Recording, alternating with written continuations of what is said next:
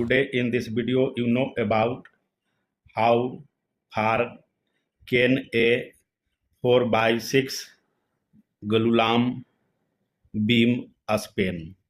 You have to figure out the maximum span length for a 4 by 6 glulam beam, and you know that the glulam is a stand for glue laminated timber, and it is made from multiple layers of dimensional lumber to sandwich together with adhesive material, and it is used as column, beams, and header in building construction as a structure engineer would product.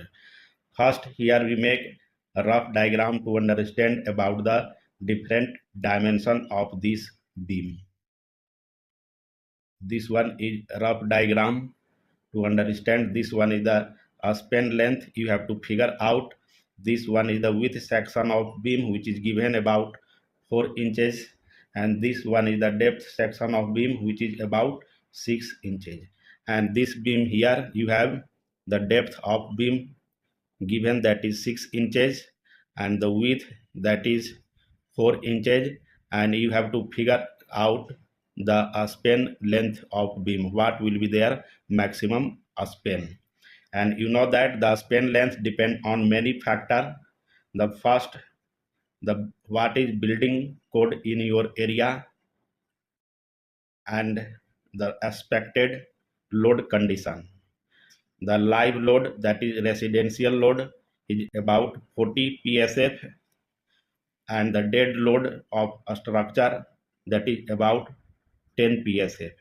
The total load, that is about 50 psf.